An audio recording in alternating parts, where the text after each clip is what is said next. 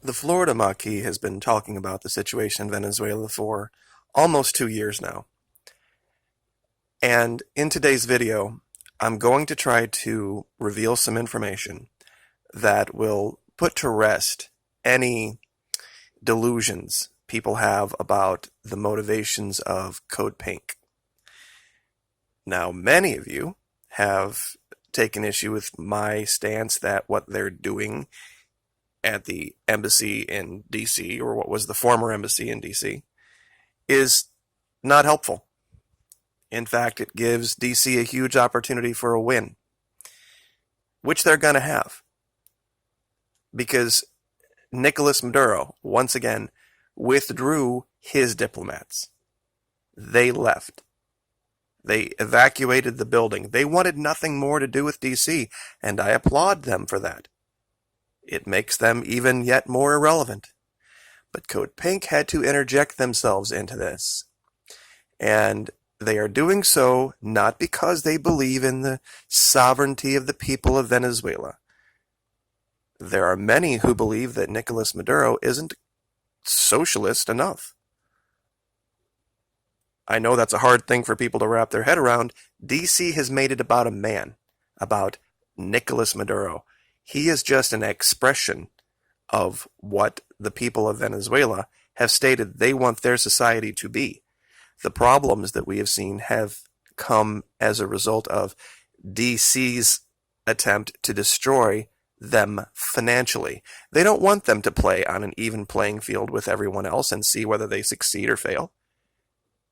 The sanctions have proved this, and it goes back all the way through Obama. You can take it all the way back to Bush. Now, Miss Benjamin has quite a colorful history. This was a tweet from her at one time. She wasn't distinguishing which Venezuelans were dogs and which ones weren't, but that when you refer to a certain people that way, I think it is an insight into your psychological state. You'll also see this form that shows Code Pink and them having received $15 million. It doesn't say from who. They allege it's from Nicolas Maduro, but they don't have any tie.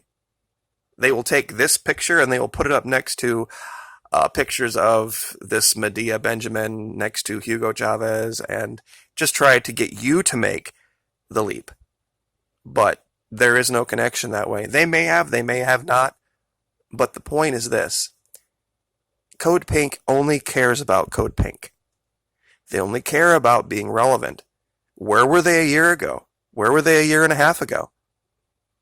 See, they had an opportunity to get in front of cameras here, and that's what they're doing. But in today's video, specifically, what I'm going to do is show you parts of the Venezuelan Constitution that I not only would like people to confront Miss Benjamin on, but I would like them to confront Tulsi Gabbard, Alexandria Ocasio-Cortez, or any of the other Democratic wing people on, and see if they can come out and unequivocally say, we stand by the Venezuelan Constitution. Those of you who've been with my channel for a while know what's about to come. But for those of you who are new, there are some things in the Bolivarian Constitution that I think would shock a lot of people on the left. A lot of people on the right who have been brainwashed to be against Nicolas Maduro and against the Bolivarian Revolution have had to take a second look. Because believe it or not, in the Constitution of Venezuela, they define marriage as between a man and a woman. They establish life beginning at conception, and they establish the social duty of parents to raise children and protect their right to raise them in any religious form they see fit. And they protect the expression of that right in public. Meaning if you wanted to go into a public park and you wanted to set up a tent and you wanted to have a revival, a Christian revival with speaking in tongues and the whole 9 yards, there's nothing anyone could do about it because it is a protected form of speech. And we're going to cover a lot of different things in the Venezuelan Constitution, but we're going to start chronologically. We're going to go back to Article 21. And I'll give you this PDF. It's easy to find. Just search Bolivarian Constitution. It's constituteproject.org. That'll give you a hint as to where to start. But let's go up to Article 21, Section 3. And this actually has to do with immigration. All right, Article 21. People will only be officially addressed as citizens, except for diplomatic forms. The reason this is important is because when we start here and we jump from here to Article 32.2, under nationality and citizenships, any person who is born in a foreign territory and is the child of a father and mother who are both Venezuelans by birth are Venezuelans by birth. And the more important part about that comes down in Article 40. Political rights, you ready for this? Political rights are reserved to those who are Venezuelans, with the exceptions established in the Constitution. Naturalized Venezuelans who have entered the country prior to reaching the age of 7 and have resided permanently in Venezuela until reaching legal age shall enjoy the same rights as Venezuelans by birth. Basically meaning that they don't grant just random people who walk across their border constitutional rights like we do here. See, that's what the people on the left, the people on us, associated with Code Pink would want that to be the case, because we've seen their opinion on this situation at our southern border. But if they were to look at the Venezuelan Constitution, they would see that that's prohibited. Just walking across the border in Venezuela does not give you constitutional rights. And they clearly delineate this, and this was Chavez in 99. But it gets better. Article 43, Chapter 3, Civil Rights. The right to life is inviolable. Now here they talk about the death penalty, but when you see later on, they establish that life begins at conception, which is why abortion is aberrant and banned in Venezuela, as in most of South America. This is what these people from, I would love to see somebody confront Medea Benjamin on that. Do you support Article 43 of the Venezuelan Constitution? Oh, I'm sure without reading it, she'd say, well, I do support the people of Venezuela and they have a right to their constitution. Good. I want to get somebody to confront her on this. Same thing with Tulsi Gabbard. That was the most nauseating thing about her, is that one time she stood for the protecting of life in the womb. It was her position. Not only was it her position, it was the position of the people of Hawaii. And then when she read the Riot Act by the left and the gay agenda, all of a sudden, magically, the entire island chain of Hawaii, they evolved their opinion to have a different one now. It's sick. It's sad. But anyway, this is why I wanted to do this video today, to show how conservative, how much far to the right, socially, Venezuela is than even the farthest people to the right in North America. Article 59 is next. And like I said, I'll give you the link. You can read all of these for yourself, but I'm just covering the bullet points. The state guarantees, let me zoom in here. The state guarantees the freedom of cult and religion. All persons have the right to profess their religious faith and cults, and express their beliefs in private or in public, by teaching and other practices, provided such beliefs are not contrary to moral, good customs, and public order, meaning no Satanists. The autonomy and independence of religious confessions and churches is likewise guaranteed, subject only to such limitations as may derive from this Constitution and the law, meaning you can't hide behind certain things to avoid going to prison. Father and mother. Now remember, this is the Venezuelan Constitution. Father and mother are entitled to have their sons and daughters receive religious education in accordance with their convictions. Entitled, constitutionally, to receive religious education in accordance with their convictions. Constitutional protection. I would really love to see Medea Benjamin's opinion on that being a constitutional right. I very much doubt she was for the 10 Commandments being put up in public places. Articles 75 through 77. This is what will send the left over the edge.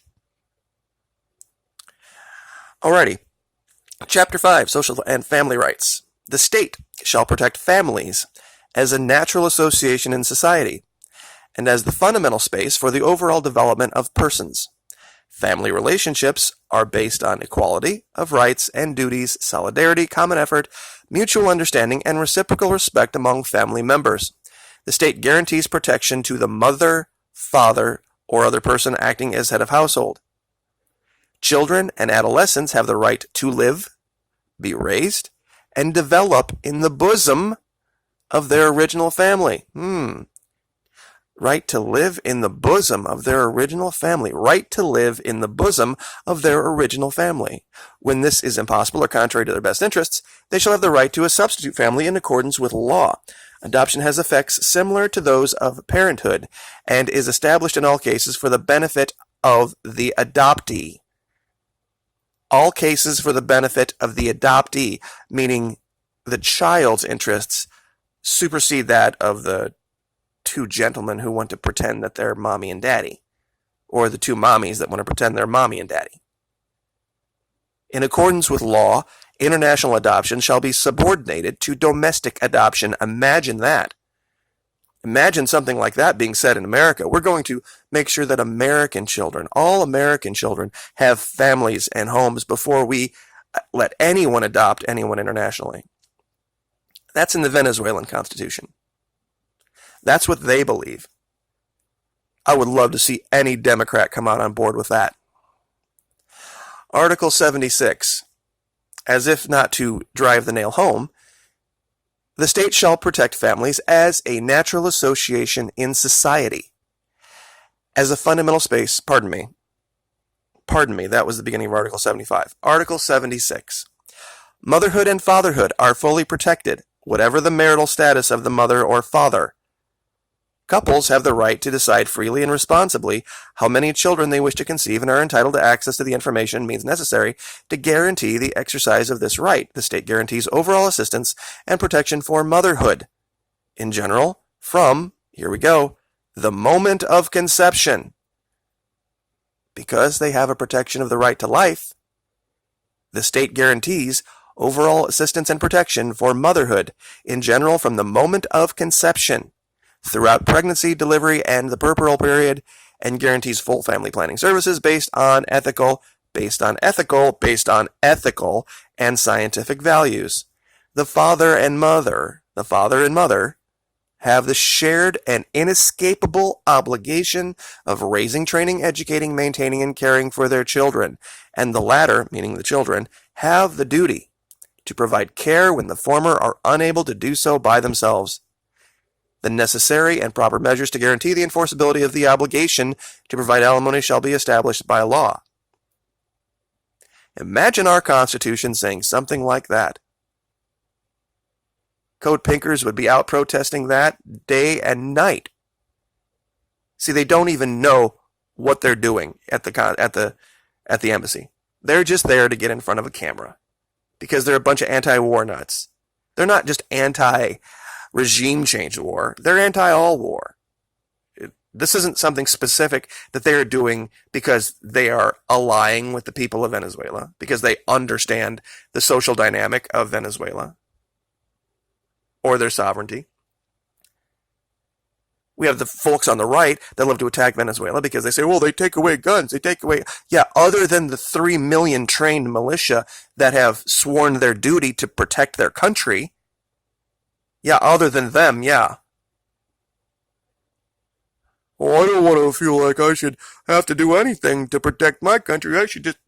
Sorry, I don't mean to get like that, but it's infuriating to see both the left and the right in this country so misinformed and so deluded as to what the reality is here. Article 77, marriage, which is based on free consent and absolute equality of rights and obligations of the spouses, is protected. A stable, de facto union between a man and a woman, which meets the requirements established by law, shall have the same effects as marriage. This is the only type of marriage in Venezuela, man and woman. And you don't even have to go before the state and get a license to do so. You start living together, you start making babies, and guess what? You get constitutional mommy and daddy family marriage protection. Because that is the definition. Period. Now, let's make sure someone puts this in front of Medea Benjamin and asks her opinion about Article 77 of the Venezuelan Constitution and see if we can get her to squirm out of it. But it goes on. Article 83. And here's where I'm really going to make a whole lot of people angry. My favorite part of the video. Health is a fundamental social right and the responsibility of the state, which shall guarantee it as a part of the right to life. The state shall promote and develop policies oriented toward improving the quality of life, common welfare, and access to services. All persons have the right to protection of health, and you're ready for this, as well as the duty to participate actively in the furtherance and protection of the same, and to comply, with such health and hygiene measures as may be established by law and in accordance with international conventions, treaties signed and ratified by the Republic. Do you know what this means? This means that you have as a duty in Venezuela to not participate and engage in such behaviors as might be deemed a threat to public health. AIDS, unprotected sexual relations. You see, they could pass a law, constitutionally pass a law based on Article 83 that says you may not engage in certain activities between two men that we see as a threat to public health, because it is a threat to public health. If we had had a law like this back in the 70s, it could have stopped the scourge of the 20th century, but I digress. And this is probably going to make folks on the right and folks on the left equally mad. But it's in their constitution that the well-being of their society, it is a duty of the people. A duty of the people to comply with what is deemed to be in the benefit of all, in the best interest of all. And there's many other places in this Constitution that talks about your duties. As in Article 87, all persons have the right and duty to work. Duty. I wonder if those on the left that think socialism is this giant handout, which I get the people that are against socialism. The North American version of it is horrible. It creates the welfare state. But that's not what goes on in South America. That's not what Venezuela is. Social democracy down there has nothing to do with just handouts for people sitting on their ass doing nothing. In their constitution, you have a duty to work and have a job. You don't work, you don't have a job, guess what? You are not complying with the Constitution. And you can be sanctioned for it, and you won't enjoy protections of it. Article 99. I wrote all these down.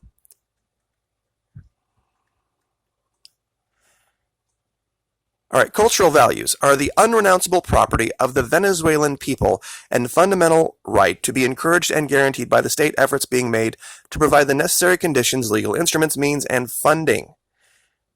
Meaning that if we would have a cultural value in North America, and we would have this article, we would be able to say culturally, you can't sanction our behavior.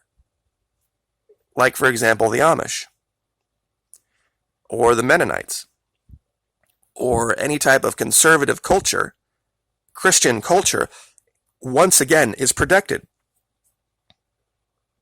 The state can do nothing to interfere.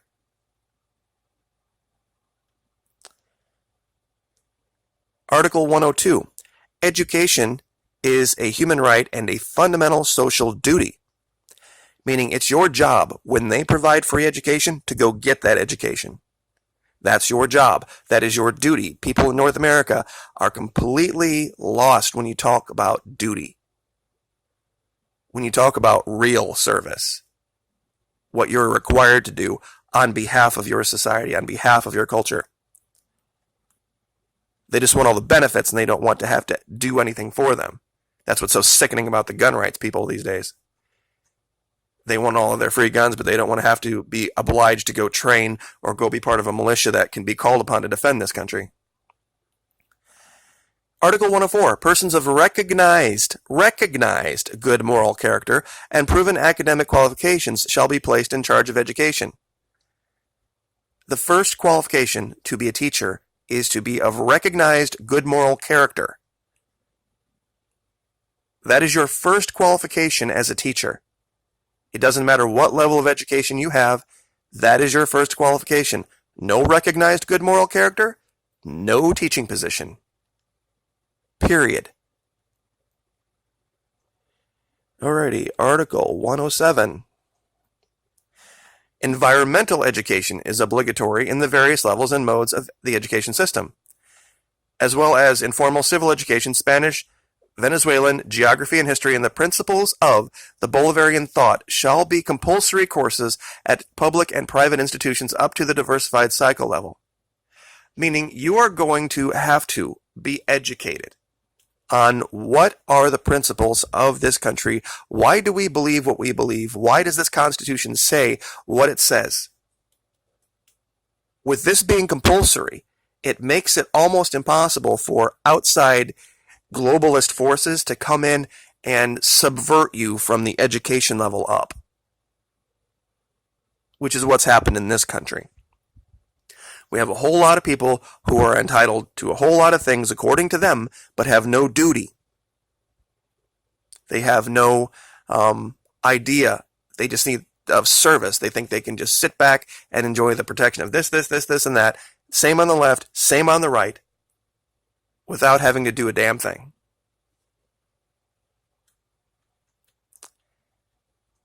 Even Article 111, you have a duty to participate in sports and understand and be a part of your own health well-being, meaning exercising. I know a lot of people on the right that would hate this.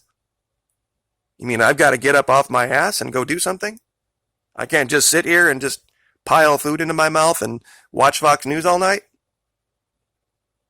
Yeah, that would definitely be something the right would vote against in this country.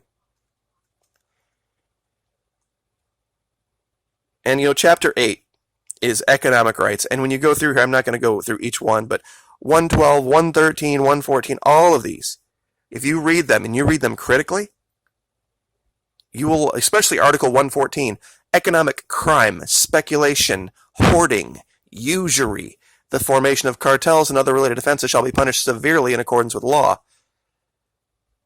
That would basically be our entire stock market would have to shut down.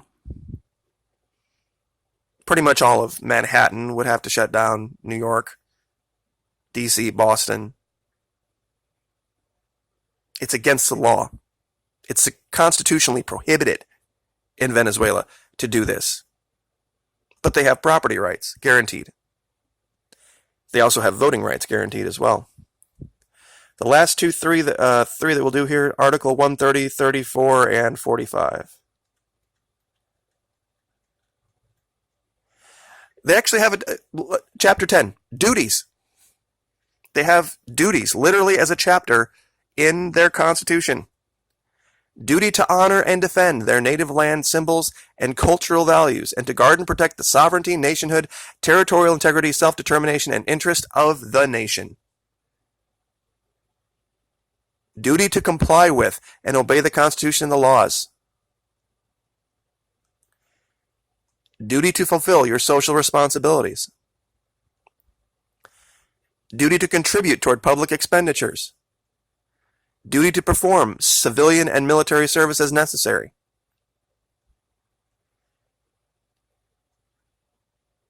A whole section dedicated to that. And the last one I'll do, Article 145, Actually, we're going to do a couple more here because there's one I want to talk about here at the end that I don't think a lot of people have thought about. Article 145. Public officials or employees serve the state and not any partisan interest. Their appointment and removal shall not be determined based on political affiliation or orientation. What if we had a law in this country that said you can be in whatever party you want, but you actually get elected to office, you can't be a member of a party anymore? You can't identify yourself, you can't be financially tied to, and if they've given you money, you need to start paying it back immediately. That everything a political party does for you is a loan, and you will be obliged to pay it back if you ever achieve office. Pretty amazing thought, isn't it? But Article 148, and this is where random guy named Juan constitutionally needs to leave. No one shall be permitted to hold more than one paid public position, except in the case of academic, temporary, caregiving, or teaching positions as determined by law. Okay, so he can't be the president of the National Assembly and the acting president at the same time. He can't be the president of the National Assembly and the acting president at the same time. So anything he did after that 30 days, when he had an election that he was supposed to put together that he didn't, was either irrelevant if it was done as the president of the assembly, or irrelevant if he did it as the acting president, because he's not allowed to hold both positions. Article 148 is the beginning and ending of random guy named Juan. And I guess I lied to you twice here. I apologize. Last one, promise. Article 165, Section 2.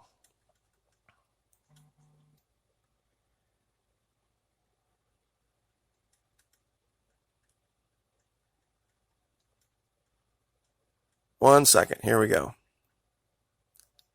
Okay, this is basically states' rights. The states shall decentralize and transfer to the municipalities the state services and powers which the municipalities are capable of exercising, as well as management of the associated resources in the areas in which concurrent jurisdiction exists as between these two levels of public power. The transfer mechanisms shall be regulated by the legal system of the state concerned. Basically, what this means is that they defer to states' rights. And that's Articles 160... Chapter 3, basically. Chapter 3 is state public power. And 165 pretty much, I guess, illuminates that, is that they defer to the power of the states first. And of course, we heard that, and I've used this over and over again. Delcy Rodriguez, a few months back, when everything was really rough down there, she came out and said, look, people of Venezuela, we can help you as the government, but you have to figure out what the exact solution is for yourself. Once you've done that, once you've said this is the plan that we think is going to work, then tell us what you need us to do to help you facilitate that. That should be the role of Washington, D.C. That should be all they ever do, is ask the states, what can we do to help you be what the people of your state want you to be? How can we facilitate that instead of ruling with this iron fist and saying this is what these tiny groups of minorities like Code Pink want for this country, and this is what we're going to do to mandate that? Venezuela is a very different place, a much different place. And there's people in this country on the right and on the left that would see a lot of things that they love and a lot of things that they might not. But this bullshit with Code Pink has to stop. They are just a bunch of anti-war idiots that have no idea about the social dynamics in Venezuela whatsoever. And there are multiple points throughout that Constitution that they would disavow. You see, what they want is a peaceful transition of power. That's what they're going to, you mark my words, that's what they're going to come out and say eventually, Code Pink. That they're against regime change war. They're just not so much against regime change. They're going to interject themselves as somehow the peacemakers that cause some other dynamic to occur where there is a changeover in power down there. Completely ignoring the fact that the Venezuelan people have spoken. And they have had an election. DC didn't observe. DC's candidates didn't participate. So therefore, DC cannot make any allegation about whether it was fraudulent or not. And they need to go forward and they need to be supported in doing so. As it is. And if a random guy named Juan or all these people, these opposition folks, want to run again in 6 years, by all means, let them. Let them bring their ideas to the arena of ideas and see who wins. Trust me, down there, they're very socially active people. And if they don't want a certain government in place, it won't be. And if they have to rise 27 million people, trust me, they would not allow a government to exist down there that they didn't want. If 3 million people have fled, that's not so much a dictator, is it? They have free ability to leave the country. And there's even a program called Vuelva a Patria that allows the Venezuelan government to pay for plane tickets to bring Venezuelans back. And tens of thousands have returned, having been misled about what was going on. So, I guess we will leave that there, but I don't know what more to say about Code Pink other than they need to go away. Like, share, subscribe.